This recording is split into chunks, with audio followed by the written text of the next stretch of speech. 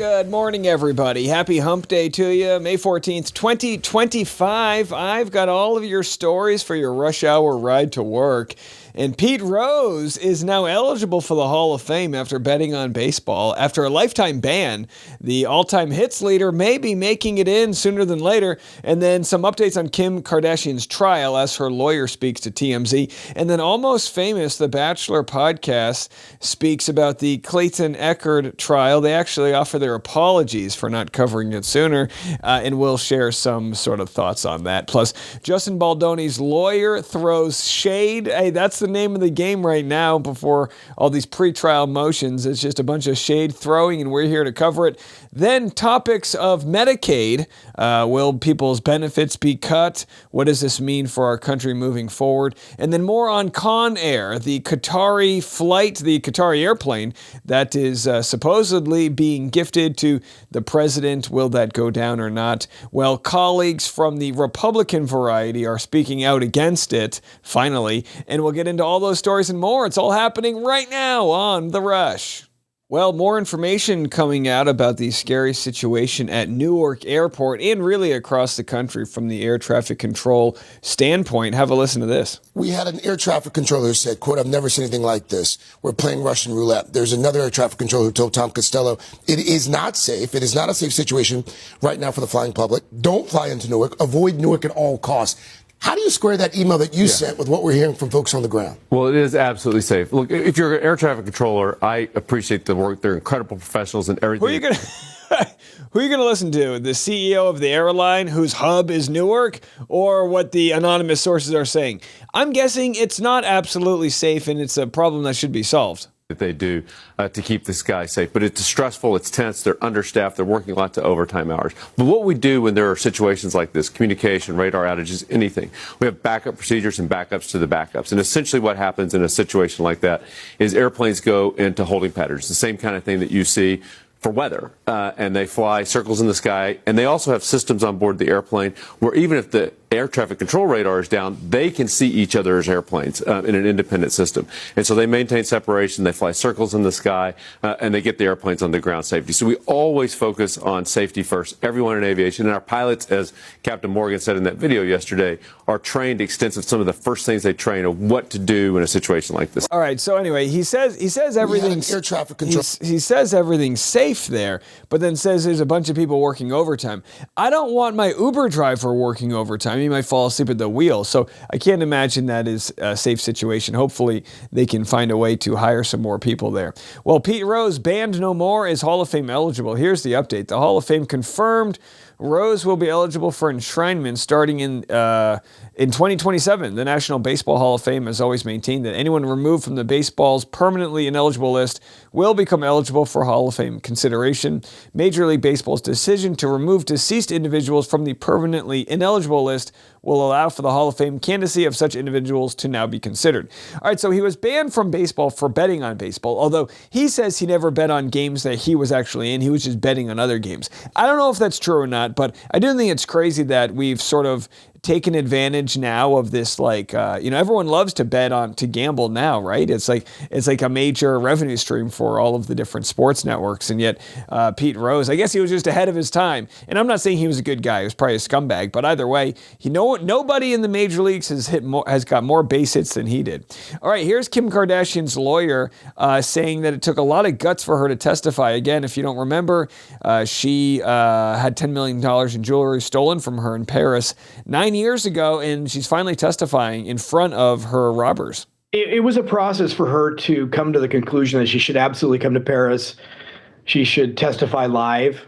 The French authorities asked her to, and she decided on her own to do that. I think she felt that it would be a way of starting the process of closure of this event and what it meant to her in her life. As you know, she's very devoted to justice in sort of the general sense of the term, whether it be advocating for prisoners who have reformed themselves, advocating for people that are wrongfully convicted, trying to improve the justice system, trying to become a lawyer. So I think she was very comfortable in the end, but it was a process for her to get to the point where she could come to this point, testify live, it's a historic court, and you're in really close proximity with all of the defendants and their lawyers. It's not like an American court where you kind of have two sides of the house, so to speak.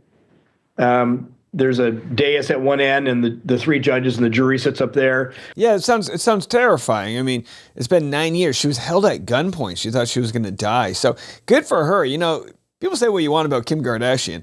She's done more for incarcerated people, wrongfully incarcerated. She's done more for prison reform. And, you know, it's like, hey, she doesn't need to do that. So good for her. All right, let's move it along to Brooks Nader, the beautiful Brooks Nader, Sports Illustrated model, I believe. Well, she, of course, was on Dancing with the Stars and partnered up with Gleb Savchenko. They had a little showmance, on again, off again. And people thought it was fake, but here's what she has to say.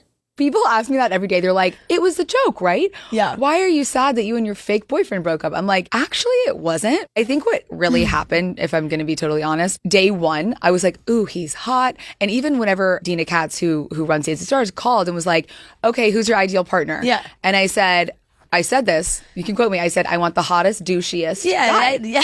I said, I do. I'm newly divorced. I'm in Europe. I'm on about, give me the douchiest, hottest. And she goes, we got him. Got the guy. We got him. So like day one, when I met him, I was like, oh, this is perfect.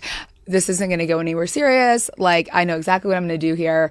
And it's going to be like a bit. Day one. Day two, I was like in love, and like it wasn't a bit anymore. And I was actually really, really into him. And I think it's hard because, like my sister said, I'm not familiar with all these like dating terms, like love bombing, this. It's all new to me because I haven't dated. I've only been married. So when certain things would happen throughout the season, they would be like, that's a huge red flag. And I'm like, but is it? Right, it's so nice. right. And they're like, it's called love bombing or this or that. Day one, when the sisters met Gleb, we all were like, oh, god damn, this is going to be a headache and a whirlwind. And this might go on for months and months and months. And as for the whole, is this fake or showmance or whatever, I can tell you firsthand, every time I visited Brooks's trailer, the trailer was shaking every single time. And I was like, I would never wanted to go in there. I was always knocking. Damn, he was I'm always gonna at get our in house. trouble. It was just a lot. And so I think it was very real. So they call it love bombing, but it sounds like Gleb Savchenko was just doing the old Argentine tango with her. It sounds like they were romping in the trailer there. Sue not just Dancing with the Stars, doinking with the stars, I guess. I don't know, bumping uglies, whatever the heck they want to call it these days. So, and again, all these kids with their terms, oh, love bombing this. No, it was two hot people that were, I don't know, knocking boots. What are you going to do about it? It didn't work out, but good for her. She wanted hot and douchey. You get what you pay for. You got hot and douchey. Speaking of which, no, I'm kidding. I love these people. Exclusive update here. This is a spoiler of who will be on this season of Bachelor in Paradise. It looks like we're going to have Susie and Justin. Now, I just love how many people that are going to be on this season of Bachelor in Paradise have been on Driving with Dave. Susie was one of my first, if not my first interview for Driving with Dave, and Justin was also on it. They were fantastic guests. You can go check those episodes out. And they also attended my son's gender reveal party. I love them. I really think between them, Andrew Spencer, Kat Izzo, although Kat Izzo was a Zoom interview, not in person, not in the flesh, but they're just good people. I'm rooting them all on. I hope they all find love out there on Paradise. It's shaping up to be a solid season. Well, speaking of love, Weezer bassist wife Jillian Schreiner catches lesser charges, allegedly shot at cops. Now, I'm going to take a victory lap on this one. I called this one from the beginning. I said, no way was she trying to kill a cop. There's just no way. The cops were in her neighborhood looking for like a hit and run suspect, and she probably heard that there was a hit and run suspect, and then there's guys poking around, and she probably fired her gun off to scare him away. That's my thought. Either way, she took a bullet, and now she's getting more charges. She was arrested and appeared in downtown LA Tuesday, pled not guilty to the charges. The district attorney Nathan Hochman formally charged Jillian Lauren Schreiner with felony discharge of a firearm with gross negligence and felony assault with a semi-automatic firearm. It was her property. I'm not saying she should have been firing her weapon, but LA's a dangerous place. If you think there's a hit and run suspect on the loose and you end up popping one off into your oak tree, I don't know. I don't know. Again, there might be more to the story. That's just where I stand right now. With what I know right now, I'm going with my initial intuition, which is, look, I mean, here's a photo of the cops from the body cam footage. They're poking their head over the window. She doesn't know who it is. Maybe she thinks she's got, I don't know, one of those Venezuelan militias after her or something. I don't know. She's been watching too much Fox News and she thinks Tren de Aragua is out there. One of the cartels is coming after her. Who knows? This is heavy metal stuff. This is what you get when you're the wife of a bassist from a 1990s band. This ain't Beverly Hills, okay? This is East LA. All right, we got a lot of stuff coming up. Let's see, what's next here? Next, let's discuss Bill Belichick. He shuts down questions about his relationship with the 48-year younger girlfriend of his. That next. Today's podcast is sponsored by Rula. Finding the right mental health care should be simple and affordable, but for many, it's not. Finding the right provider can make getting help feel overwhelming. That's where Rula comes in. Rula connects you with in-network licensed therapists that accept most major insurance. Their users typically have a copay of $15 per session, making therapy more accessible than ever before. From finding the right therapist to helping you schedule appointments and monitoring your progress, Rula is there to help. Join the thousands who have already turned to Rula for support on their journey to better mental health and well-being. Getting started is easy. Just visit Rula.com/rush-hour today. When you sign up, they'll ask how you heard about them. Please support our show by letting them know we sent you. It's a simple way to help us while you take the first step towards the care you deserve. Go to Rula.com/rush-hour now and connect with a licensed therapist who truly cares. Your mental health matters. Well, if you know Bill Belichick, you know he's not one to divulge the secrets of the team's playbook, as it were. So he's going to shut down this question real quick. I know that you're aware that your relationship with Jordan Hudson has been a headline over the last few months. And all of the specifics aside, because a lot has come out in the last couple of days, how do you think that impacts your ability to coach this football team, if at all? Yeah, I mean, that's, really off to the side. It's a personal relationship, and she doesn't have anything to do with UNC football. I'm excited to be back in the coaches' meetings and getting ready for June and then August when we get to training camp. So, and people wonder when Jordan Hudson found Bill Belichick, it's like, what was the attraction? And she said, well, I just wanted the hottest, douchiest coach I could find. And then, okay, anyway, you like that callback? Okay, let's move it on. We're really crushing it today. Well, here's the Almost Famous podcast. Ben Higgins and Ashley Iconetti here offering an apology for not covering Clayton Echard sooner. Now, of course, they were critical of his scenario where he, of course, was scammed by Laura Owens. She faked a pregnancy. She just got charged with 7 felonies and a little bit of misinformation here, but let's listen to what they have to say. I would say this is one of the wildest stories to ever happen on the headlines. Con artist Laura Owens charged with 7 felonies. That sounds good. Lying about pregnancy with Clayton Echard. This week, it came out, the court ruled that she is a big fat liar. Not true. So she was charged with 7 felonies. She's going to have a chance to plead guilty or not guilty. She'll go to trial and she'll defend herself, and then we'll find out. So they haven't ruled on that yet, but that's okay. Yeah, I am sorry, Clayton. Yeah, I'm sorry too. I was wrong. And again, I think as I look back, I shared the opinion I did because this seems so crazy. And now that it is proven to be this crazy and this outlandish and this wild and this is something you couldn't script, that he'll probably make millions upon millions of dollars from, because somebody's going to pick this up for entertainment. This is a lifetime story. I mean, look, first of all, Clayton Echard will not make millions and millions of dollars from this. Either way, I think it's nice that they're apologizing, but let's not forget they're apologizing while they're promoting their podcast, Did they send a private message to Clayton? Maybe, but you have to remember, this story broke in September of 2023. The first person that's an alumni from The Bachelor to cover this was Nick Viall in January of 2024. Now, of course, we cover this religiously. We got sued. We got the FBI called on us. She threatened us. She really tormented us in the whole community.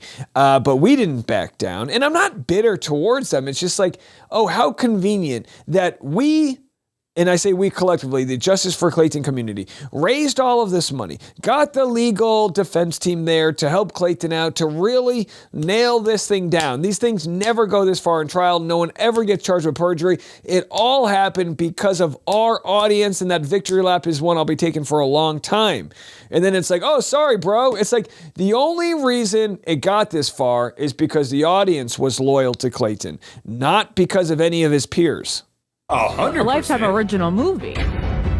Anyway, so there they are. They're promoting the movie, their show. And, some people says, our friend Louis says this was proven false a year ago. Clayton deserved more support. Yeah, that's right. Of course, it was proven June 10th, 2024, that she was lying about all these things. But again, more information coming out about that and very fascinating stuff. All right, let's go to Justin Baldoni. We've got a lot to get into here. Here we have Katie Rose Pope and her thoughts. Again, we're pulling this off of the team Justin Baldoni. Says, does Brian Friedman have more information on what Ryan Reynolds and Blake Lively have done? Stuff, and I need to go back to other things. But a couple of my thoughts right now, this is really sus to me. The Taylor Swift subpoena quash filed in DC District Court that's really about her lawyer and the law firm that represent her in some matters, so presumably something to do with this. But Taylor's never mentioned. They're the law firm was served the subpoena for documents in relation to the law firm, and they were asking for communications between somebody who has a link as being Taylor's lawyer and Blake Lively's lawyer. So lawyer to lawyer. And I think we're going to see another crime fraud exception argument. So she's saying, why would they need to know about this lawyer? There must be more to the story.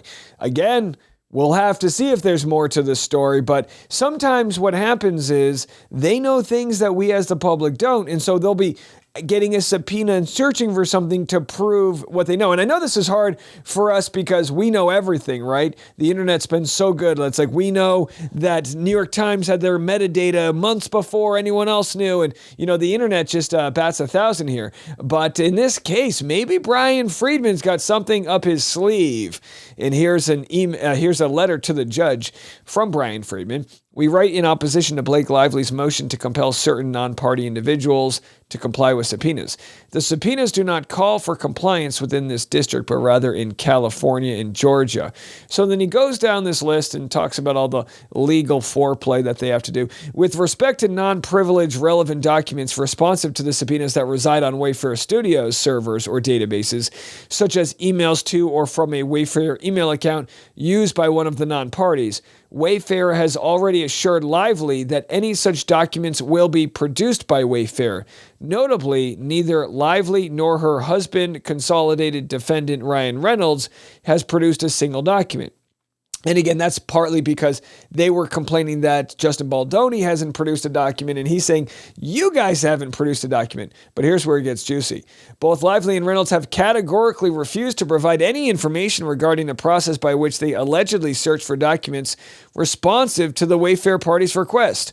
All that is known, though not disclosed by Lively, is that she improperly obtained defendant Jennifer Abel's documents from Jones' work pursuant to a so-called subpoena issued in a sham lawsuit filed without notice to any of the Wayfair parties, as detailed in our letter dated May 9th, 2025. We respectfully request that the court deny Lively's motion. So what they're saying is, you haven't showed us how you did the math. You ever go to math class and your teacher, they go, I don't just want the right answers. I want to know how you got there. We know you have the text messages, but you haven't really showed us how you got the text messages other than this sham lawsuit. Sham indeed. I never thought I'd say sham so many. I've said sham more times in 2025 than I have the last 10 years. Billy Hayes Mays would be proud. Isn't it? Is that his name? The guy, the ShamWow guy? All right, let's move it on to some other news stories. Why don't we? Here is a post discussing Fox News folks saying they don't approve of the new $400 million Qatar gift to King Trump. Of accepting this gift. I really don't like this. I gotta say, it makes me really uncomfortable. And it's not just that, this is not a gift. This is Qatar, a state sponsor of terror that has Hamas in the palm of its hand, giving a bribe. And I don't think President Trump would capitulate to anything that they asked him to, but that doesn't mean that it's not below the appearance of a conflict of interest. And I'll just say one more thing. Watching how quickly the Qataris were able to get Idan Alexander released, obviously, I'm so grateful to God and so grateful to President Trump for getting this man out of Hamas captivity where he was tortured. But also, it really raises the question, they can make Hamas do anything in minutes. Yeah, now this is really interesting, right? Hamas is a terror organization, but it's really funded by Qatar. I said this before, it was so crazy. The night that the terrorist attack happened in Israel, I was actually flying out of Qatar on a flight, and we didn't know till the next day what happened because we were in the air. But as far as the numbers I've seen, Qatar funds Hamas $30 million a month. And all of a sudden, Trump's boys with Qatar, and then they're able to release one of the hostages, which is a good thing. It's good they released the remaining U.S. Hostage. It's a U.S. Israeli hostage. But there's, I don't know, dozens left that are there. And if they could release one so easily, why can't they release the rest? I know it's a much bigger issue, but there's so much going on between Qatar and other Middle Eastern countries doing these Boeing deals where they're buying all these Boeings, right? So that's a lot of money going into the United States. But at the same time, they're also offering Trump a gift, and they're also funding a terror organization. Very, very dodgy. And I said this before about Qatar. It's weird. They have this thing called the kafala system. It's where they have migrant workers come in. They literally almost doubled their population when they had the World Cup recently. They'll sponsor their visa and issue their residence permit. Then the worker cannot change jobs. They're sort of basically how it works is a worker who comes into Qatar has to work for that company, and that company kind of owns them. And then there's issues with whether or not they get paid, late and non-payment of wages, barriers to obtaining justice, prohibition of workers' organizations, weak enforcement of laws. This is the kafala system, and this is for migrant workers. It's just a terrible human rights thing. And look, our country's not the best, but this is similar to what Elon Musk wanted to do in the United States. Basically saying if you get a work visa to come into the U.S., it would have to be sponsored by a company, and then you can't leave. Sorry, folks, we have a term for that. It's called slavery. That's literally what it is as a migrant worker. If you don't get paid, they take your passport. All of a sudden, you're being housed in the desert in the middle of nowhere building a football stadium for, the World Cup. This is not good stuff. These are not good people to be with, regardless of how rich they are. Now, here is Donald Trump doubling down or quadrupling down on why he thinks he deserves this flight. These planes, the plane that you're on right now is almost 40 years old. And when you land and you see Saudi Arabia and you see UAE and you see Qatar and you see all these, and they have these brand new Boeing 747s mostly, and you see ours next to it, this is like a totally different plane. Listen, he doesn't understand, right? You're not a rapper. You don't need a shiny Rolls Royce to sell your albums. You're the president of the United States of America. You need a plane that is safe. And I understand you want to look good in front of the world stage. I get it. But it's like, talk about, keeping up with the Joneses, keeping up with the Saudis over here or whatever. And by the way, I've heard quotes that it could cost up to $1 billion just to retrofit this $400 million plane so that it can be the command center, the Oval Office, the Situation Room, and all of the other things that the Air Force One ends up being, right? The controls in the sky. Here is one of the few Republicans, if not the only one, Senator Ron Paul, who is speaking out against this. He's accepting a $400 million jet from Qatar. You got a lot of car manufacturers in your state. If one of them dedicated a fleet of new cars to your office that you could keep when you are no longer a senator, would you do that? I wouldn't, but I'm not allowed to do it either. But I wouldn't do that. And I think it does send a bad, it has something bad about it that doesn't seem to be right. And I think it's not going to pass the smell test. So I wouldn't do it. Qatar has a lot of... Are you going to call on the president to change his mind? Well, sure. I just said it right now. I don't think it's a good idea for him to do it. And I just hate how soft they are. Well, I don't know. It's not a good idea.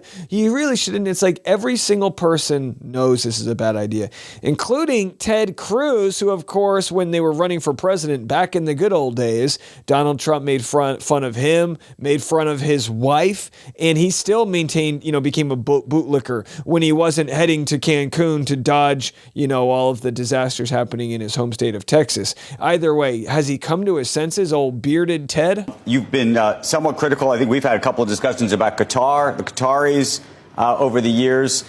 They now plan to provide a plane to the president. There's some questions about the emoluments clause and whether it's going to go to his library, whether he's going to get to fly on it afterwards. What are your thoughts about all this? Well, listen, I'm not a fan of Qatar. I think they have a really disturbing pattern of funding theocratic lunatics who want to murder us, funding Hamas and Hezbollah, and that's a real problem. I also think that the plane poses significant espionage and surveillance problems. So we'll see how this issue plays out. But you can use this plane to go to Mexico when your state's in a crisis. Come on, this is great. The old Trump Express here. So either way, it looks like they're all on the same page. It's just no one has the balls to, really call him out. But they all should be calling him out. What needs to happen is Trump needs to go to Congress and say, can we accept this gift? And then they can vote on it and we can see who is corrupt along with him, right? That's what it comes down to it. Here's other senators laughing at the idea that you're going to accept $500 million plane that's going to go to your little presidential library. What, are you going to build an airport just to get you to the library so you can read books good? Seems to intend to use it for Air Force One. Do you have security concerns?